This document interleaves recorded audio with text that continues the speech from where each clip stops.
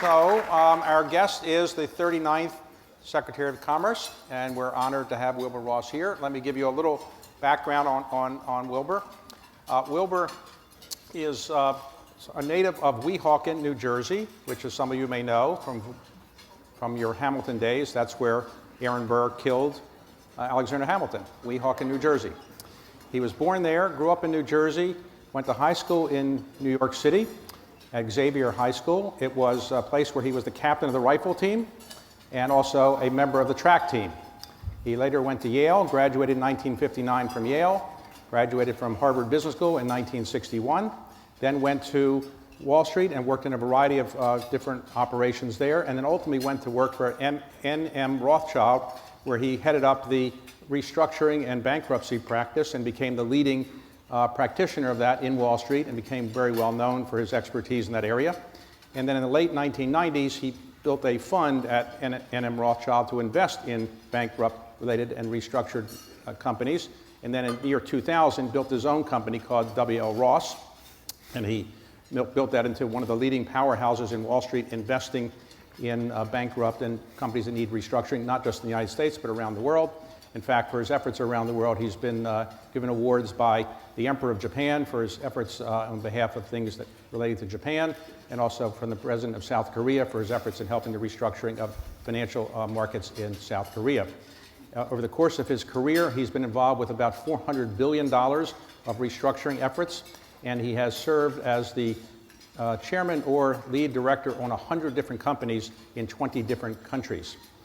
He has, on the outside of his financial practice, he was involved in a number of activities. He was the head of the Japan Society of New York, he's been a member of the Brookings Board, head of the Economic Council of Brookings, and been involved in a variety of other philanthropic activities. And he took the Secretary of Commerce job at the beginning of the administration, confirmed on February 27th by a vote of 72 to 27 by the Senate. And we're very pleased and honored to have you here. Okay, so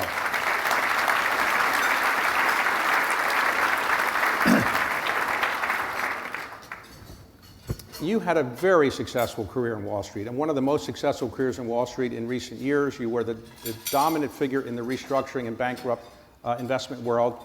Why would you want to give all that up to come and be Secretary of Commerce in Washington, where you have all these people fighting all the time with each other? I mean, did you ever think twice about your decision? No. Okay. No, it was, this country's been very good to me. My mother was a third grade school teacher in the public school I went to for grammar school.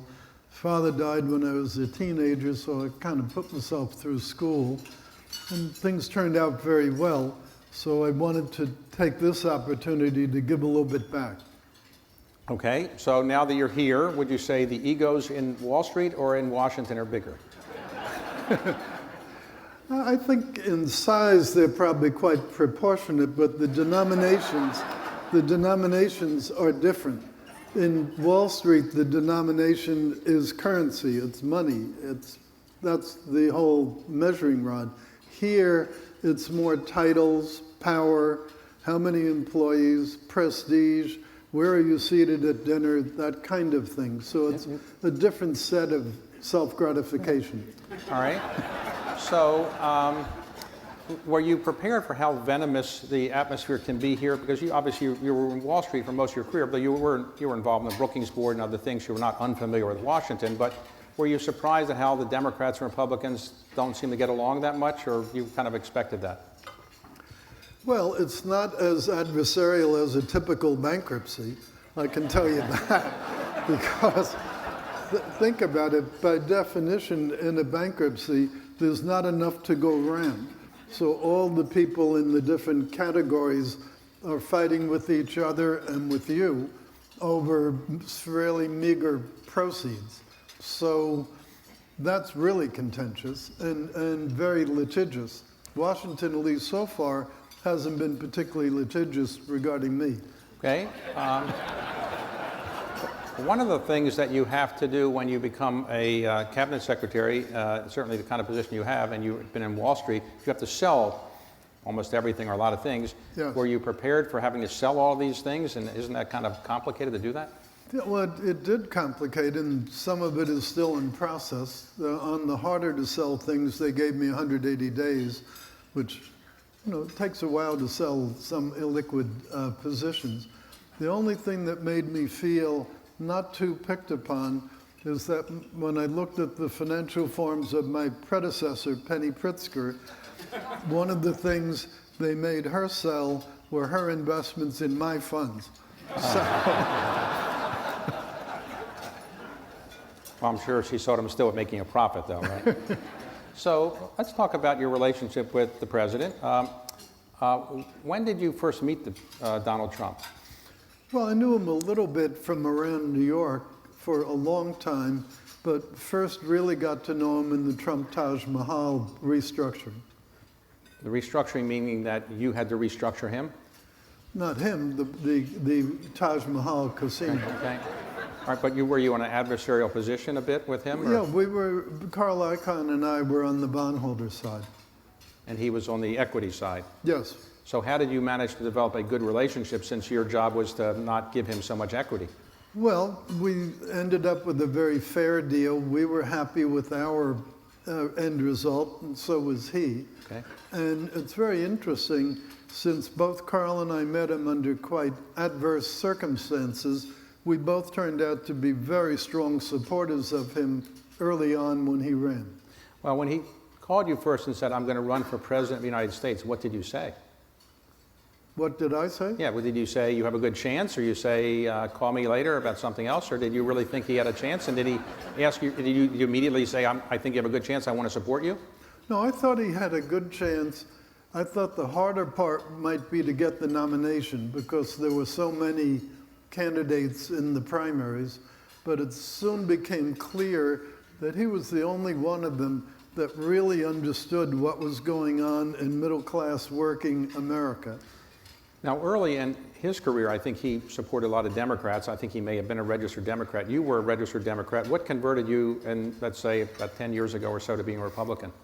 Oh, it was somewhat more than 10 years ago.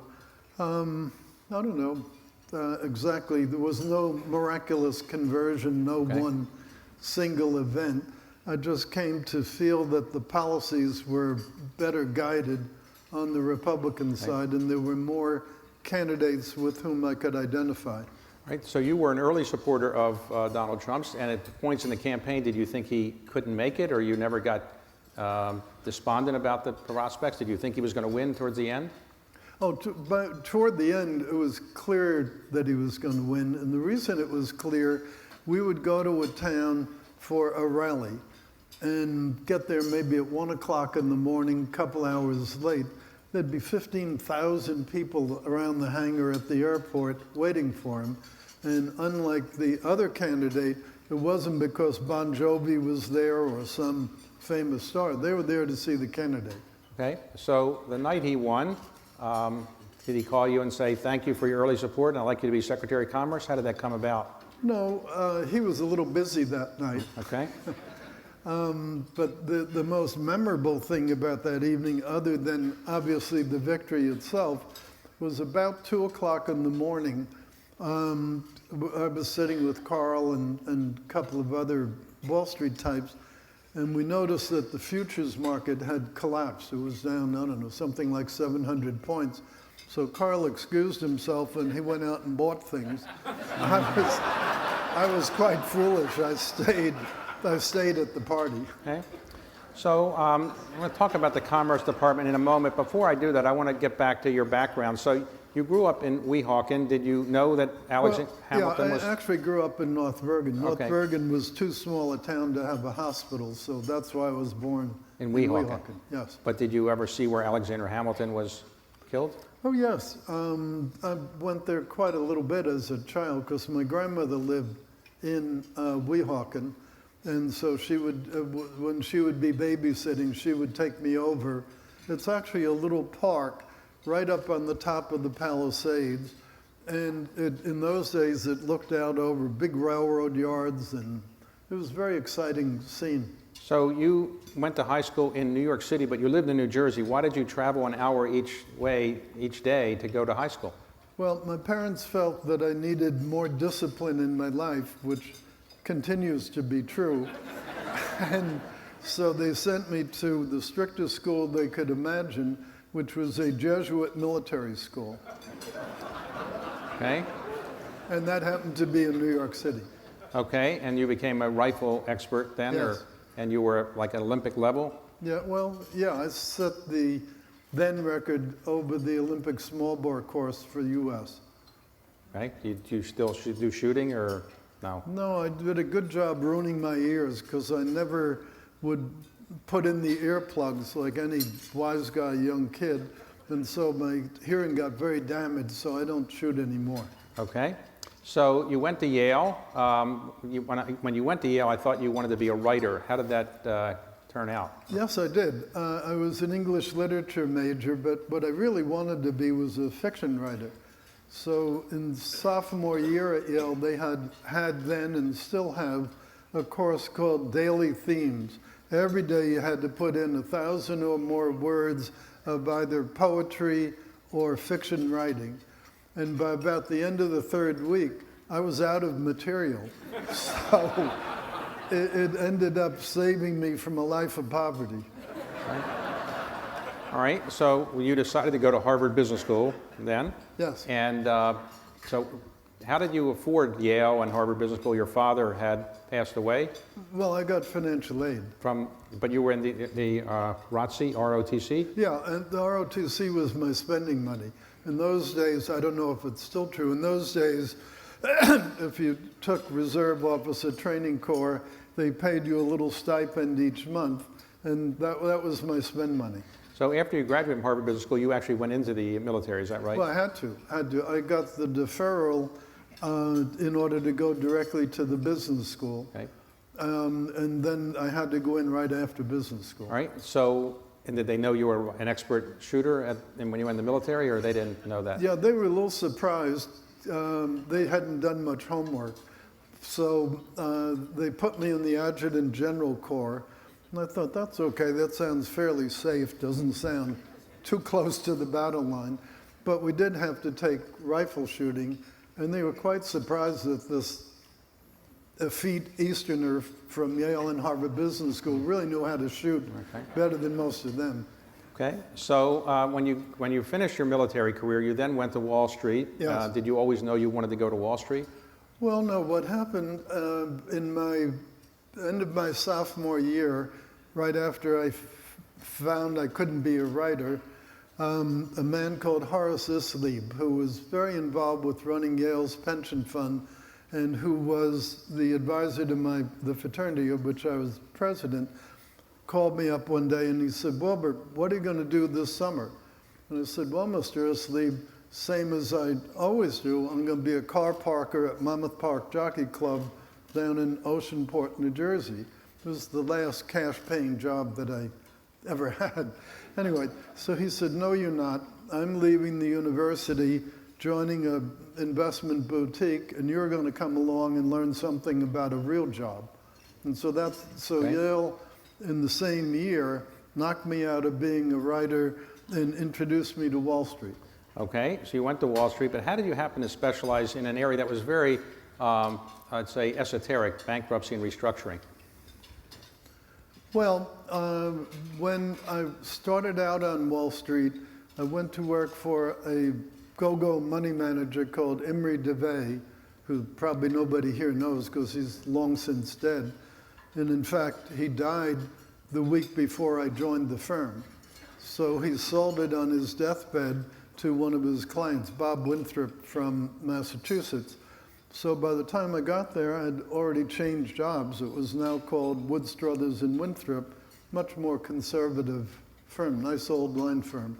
Anyhow, they didn't like the venture capital fund that was attached to the firm.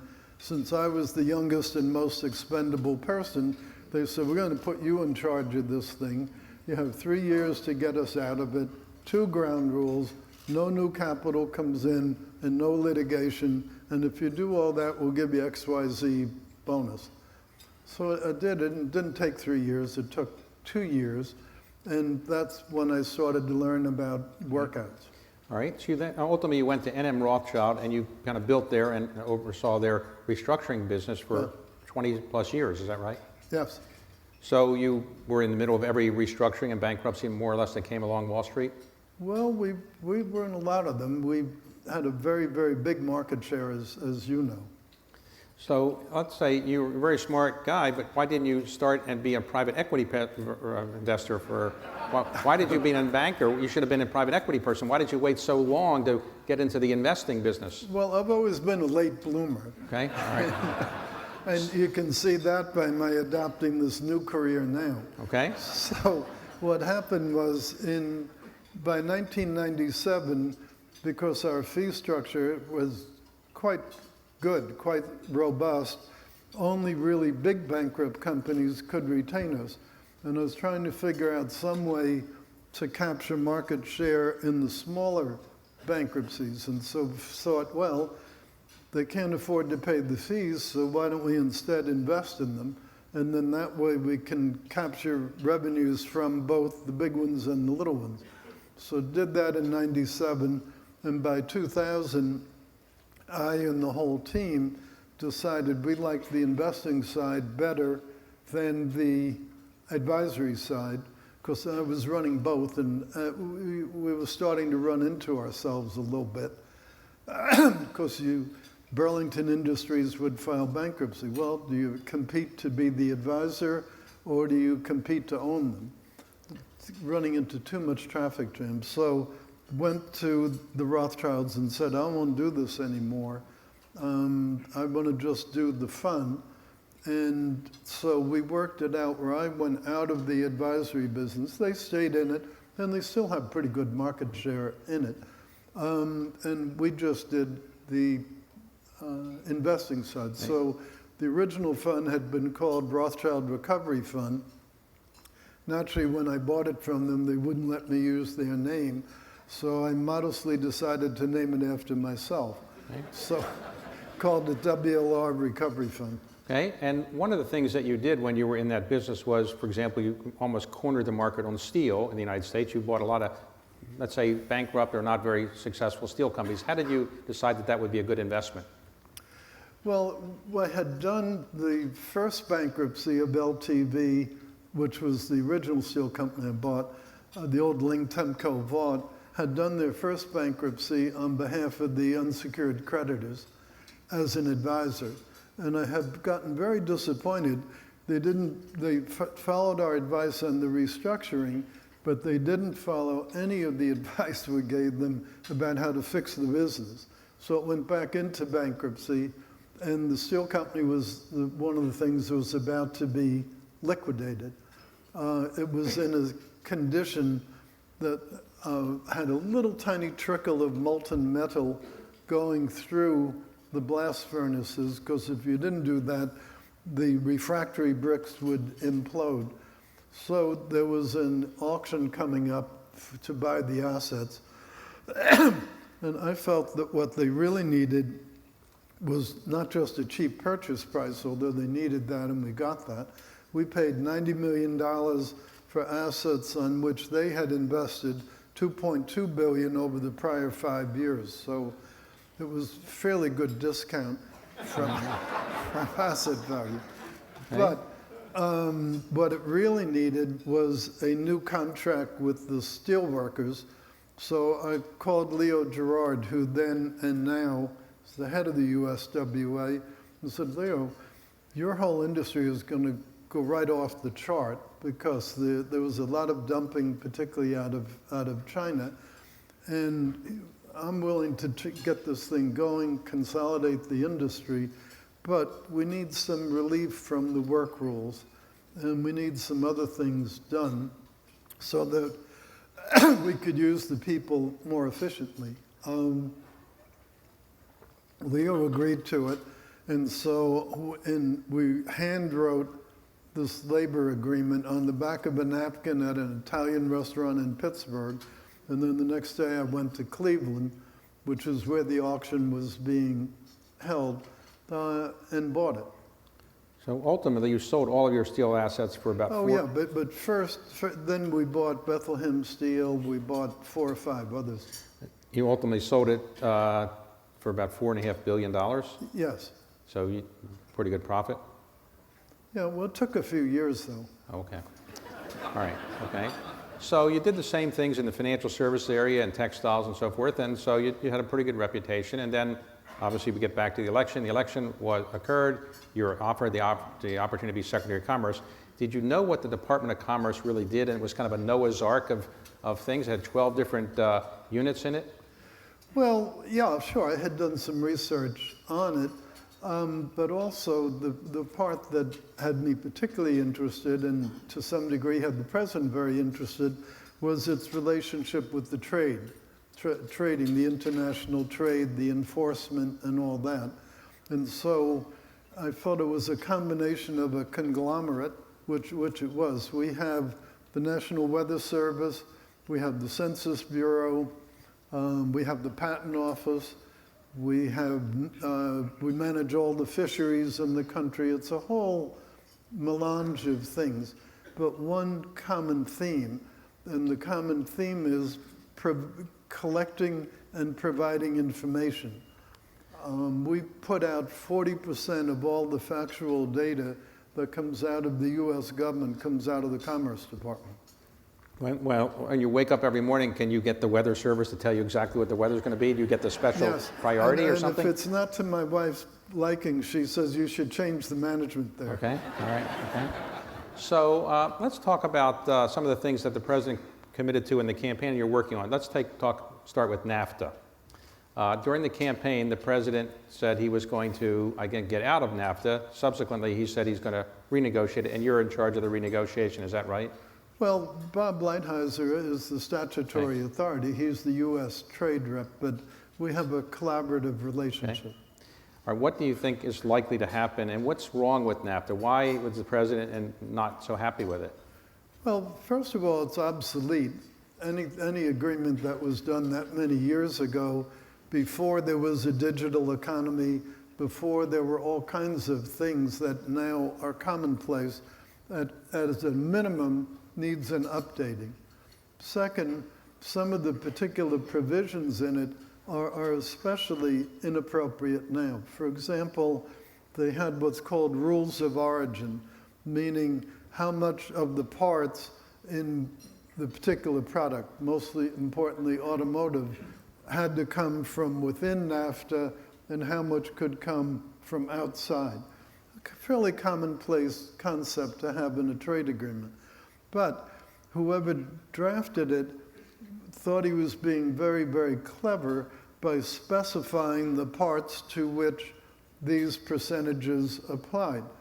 Well, that was great back then, but half those parts aren't even used in cars anymore, and there are whole lots of parts, particularly electronic ones, that weren't even covered by it. So that's one of the examples about how obsolete it is. All right, so would you expect, you haven't technically started the renegotiation No, yet? we're not allowed to. Only Congress would call the Trade Promotion Authority fast track. The president announced his intention to renegotiate NAFTA right around the time I was confirmed back in February. And finally, around middle of August, we'll actually be able to begin the negotiation. And how long do you think it will take before there is some agreement, or do you realize there can't be an Well, you agreement? never know, and it's probably a big mistake to set a particular date, but the political calendars, both here and there, suggest it should get done pretty quickly. And what's on the political calendar? Well, first of all, the Fast Track Authority expires in July of 2018 unless the U.S. Congress extends it.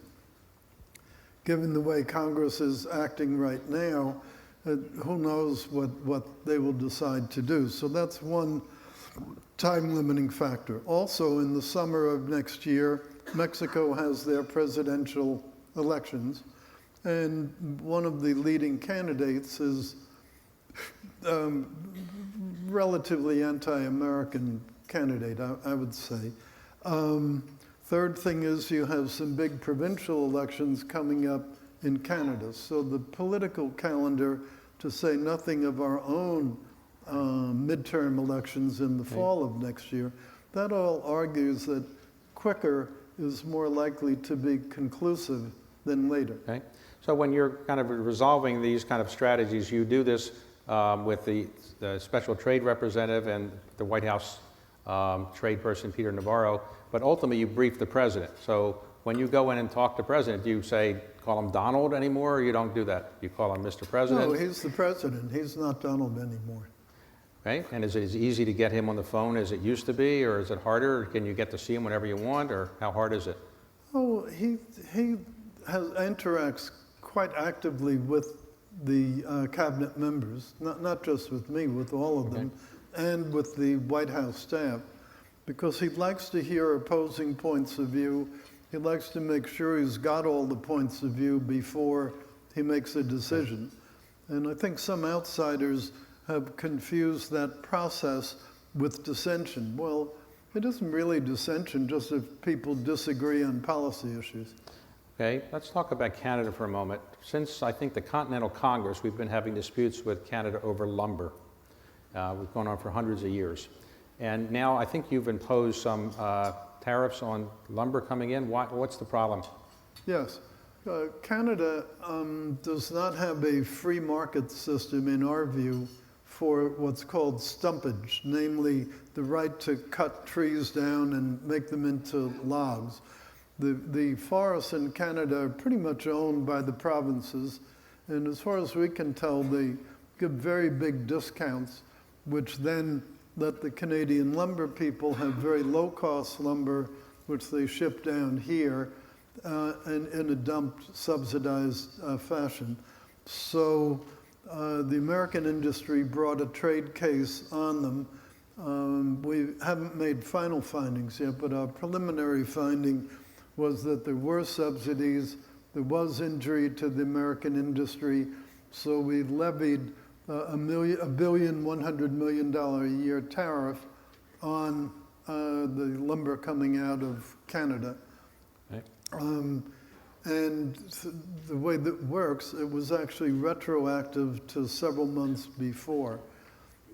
So every day they're paying a tariff, but what I've been trying to do, as we did with the sugar with Mexico, is to get a more permanent negotiated solution, but rather than just this temporary tariff.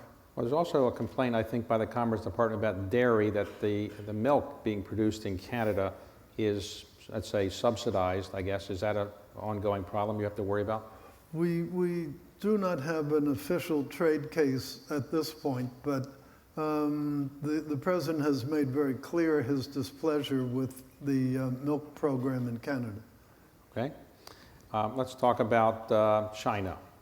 During the campaign, the president was critical of China in many ways in some of their trade practices. We have a gigantic trade deficit of, I don't know, $300 billion or so a year, something like that. So what are you doing with respect to trying to reduce the trade deficit with China? And do you expect any tariffs or anything imposed on Chinese steel? Well, that's a whole lot of questions. Okay, well, take any one you want. At the Mar-a-Lago session, President Trump and President Xi developed a very good relationship, and that created the opportunity for the 100-day program. And we made some progress there. We got livestock back into China after 13 or 14 years, and so that was pretty good.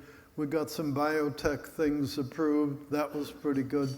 We got 2 American financial firms licenses to underwrite bonds and clear them there. So there was some low-hanging fruit that came to pass, and that was good.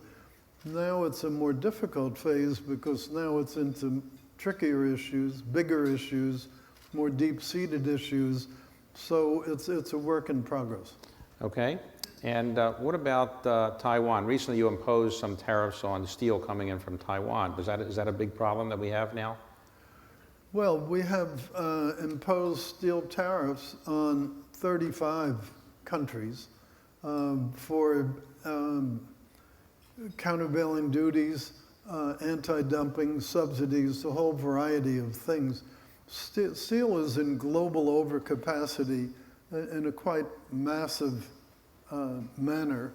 In that there's about 2 billion tons a year of steel capacity, and there's only about 1.5 billion tons a year of steel demand.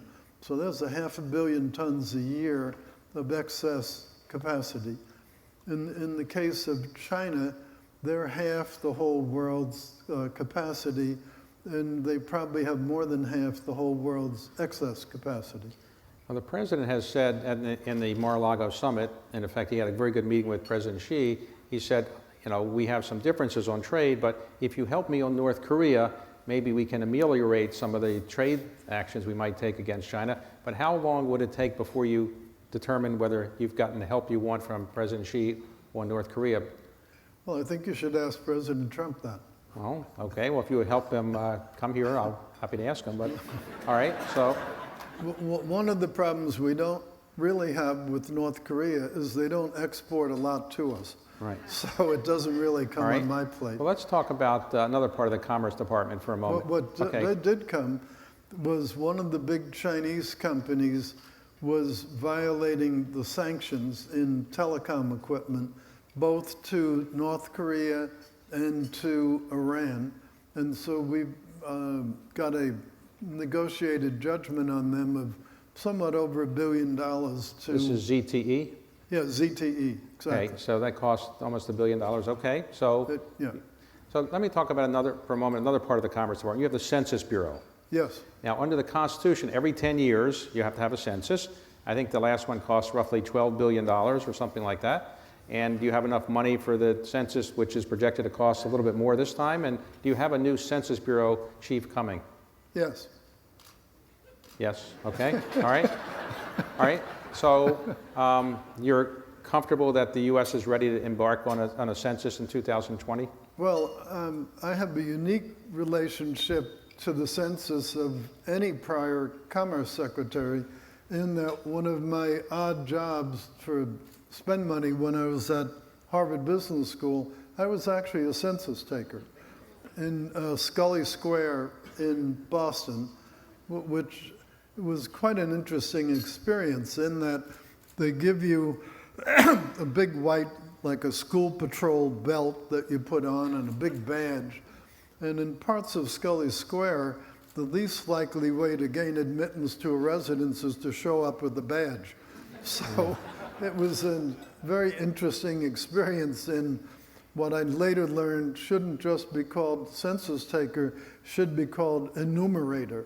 So I became an enumerator, and that's the big challenge. The Department of Commerce right now has 47,000 employees. We will add 500,000 temporary employees to do the census in 2020. So it's probably the largest rollout of a field force in private sector ever. It's a huge management challenge. And is there a problem? You think you will announce a new Census Bureau chief before this happens in 2020? Oh, yes. Oh, yes. And do you think that people are responsive? When you were doing this as a census taker enumerator, people might have responded to you, but people today, they said, don't want people coming to their houses as much. Is it hard to get data? Well, we're going to find out. About 60% of the people actually respond either by mail or by internet. So thank God for that. Otherwise, we'd have to hire 1.5 million people rather than 500,000. So it's the other 40% that you have to try to go door to door in some fashion or another, or follow-up mail, follow-up internet. So take us through the typical day of a Secretary of Commerce. You get up early, you exercise, you read the papers. What do you do on a typical day, and how does that compare to what you did before? Well, never before did I read Politico as the first thing in the morning. But here you have to do it for self-preservation, if for no other reason. Okay. So you get up early, and then are you on Capitol Hill a lot? You're traveling a lot. How much travel do you have in your current position? Well, not much more than in private sector. My most recent trip was to Warsaw and then to the G20 in Hamburg with the president. So it's no worse than it was in private sector. It's more glamorous accommodations when you get there, but... Okay. So like your predecessor, you pay for your own travel, is that right? Well, unless you're flying on Air Force One or military aircraft, yes. And is Air Force One as great as you thought it would be when you first got on it? Oh yeah, it's quite extraordinary. And when you're traveling with the president, do you brief him very often, or is he in a separate kind of cabin and you just travel together? Does he get briefed on the plane? No, he's constantly being briefed. He absorbs information at a much more omnivorous rate than anyone I've ever seen. Okay, so today, let's talk about another part of the NOAA. You have NOAA, Yes. which is the Ocean and National Oceanographic and Atmospheric Administration. Now, they worry about the purity of the ocean and presumably the environment, and is that what they do? Well, that's part of it. The largest single task of what they do is managing the various fisheries in the country. I never knew that there was so much political importance to red snappers, to flounder, to salmon as now.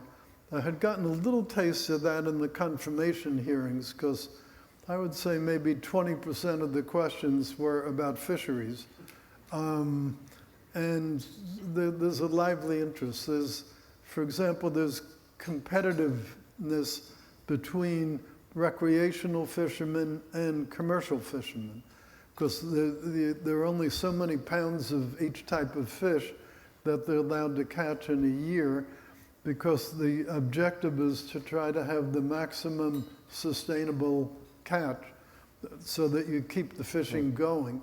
And there's naturally, the commercial fishermen would like to have the whole quota, the recreational guys would like to have it, so there's a lively interchange between them. One of the other bureaus you have computes the GDP of the United States. Yes.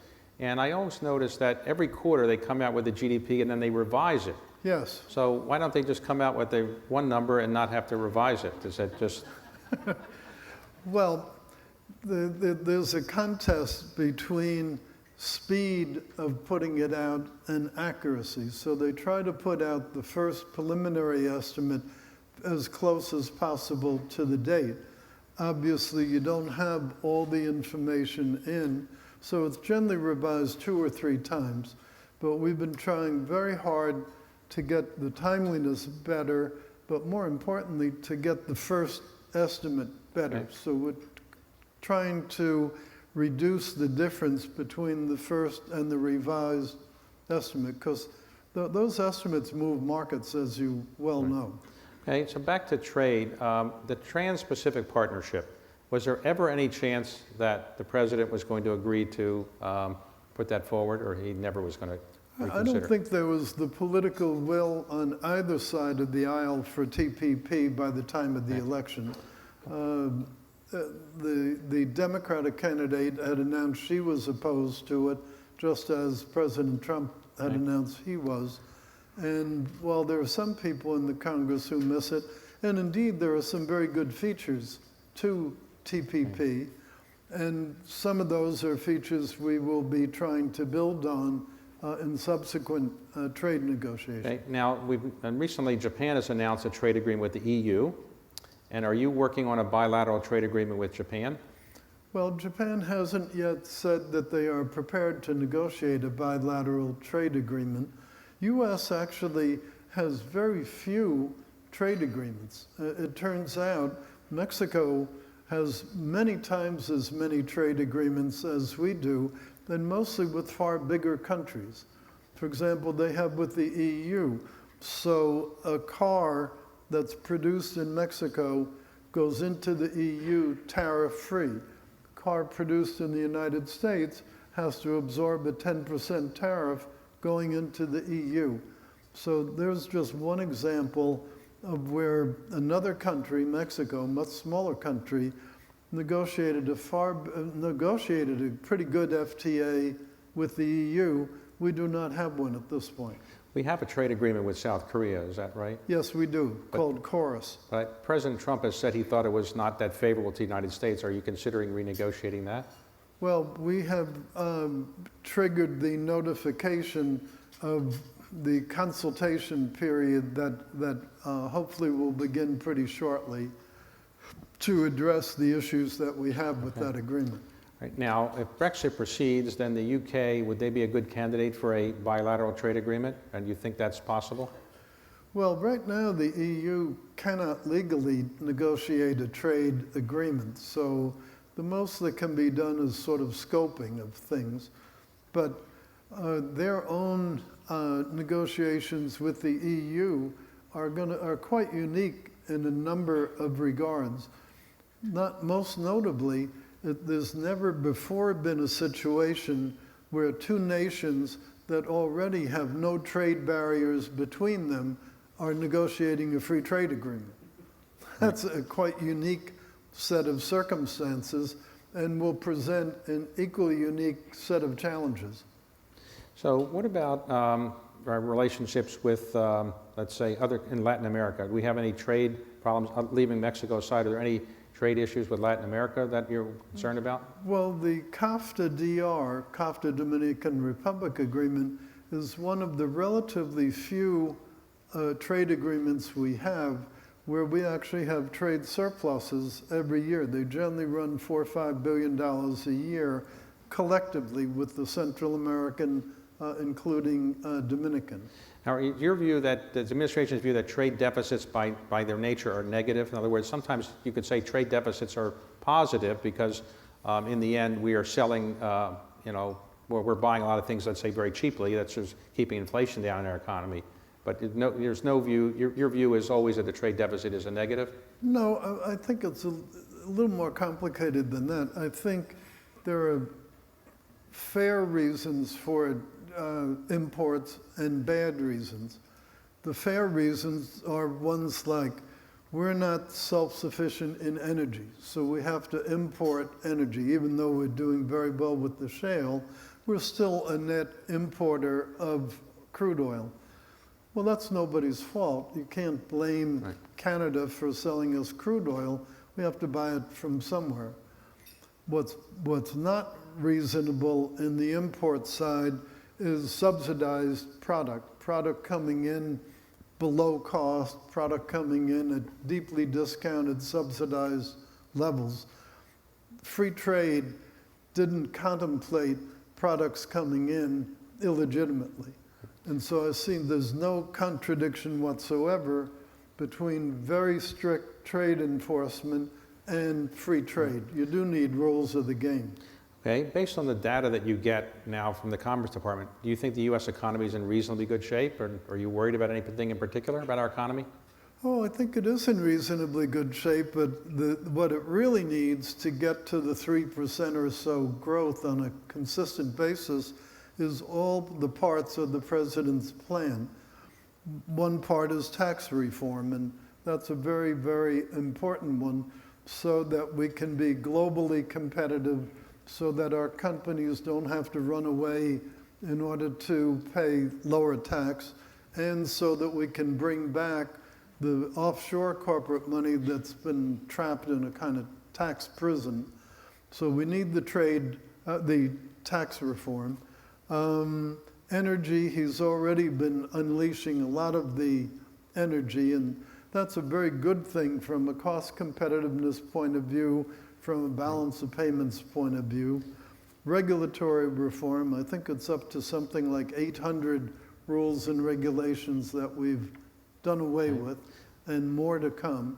And just about every CEO who comes into commerce, first thing they are is grateful for regulatory reform that had really gotten, we think, quite out of control. In the last 2 years of the Obama administration, I believe something like 7,000 new rules and regulations were put in. Now, was the U.S. really such a wild and woolly place 2 years before that we needed 7,000 additional rules and regulations? We're very skeptical of that. So you've been running the Commerce Department since February with no confirmed people under you, is that right? Yeah, I guess that is correct. Right. So is that a kind of a difficult challenge, and do you expect that you'll send people up, or you expect they'll be confirmed soon? It would be easier for you if you had more confirmed people, I assume. Oh yeah, well we have a whole lot in the queue. One of them is having her confirmation hearing as we sit here.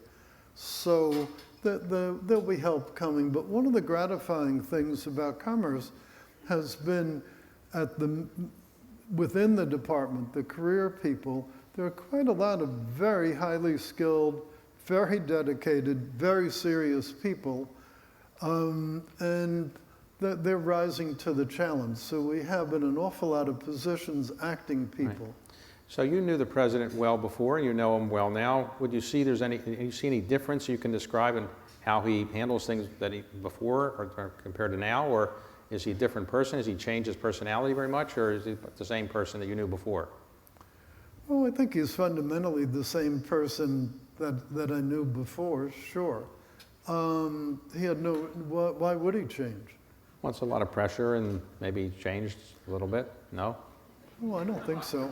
I don't think so. He's probably more resilient than anybody in this room, except maybe you, David. Well, I'm sure he's more resilient than me. Okay. So, all right, so you've been in the job for a while now. It's a job that, you're confirmed for as long as you want to stay. But let's suppose at the end of President Trump's term, let's suppose he just serves one term. Well, that's not the plan. Okay, let's suppose he serves 2 terms. So would you want to stay all 8 years? Do you have a plan to how long you would like to do this? And when you eventually do leave, whatever it might be 4 years, 8 years, is there something you'd like to do beyond what you've been doing in your career already? Well, as to the first, as long as I can play a decent game of tennis, and as long as he wants me to stay, I'll stay. So that's the easy part. What to do afterward, that's a harder question. But being a late bloomer, I'll find something. All right. Okay.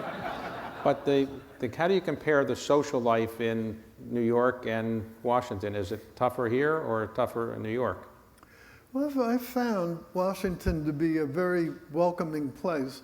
Now, admittedly, it's kind of a one-company town, and if you're fairly high in the one company, it helps your social introduction.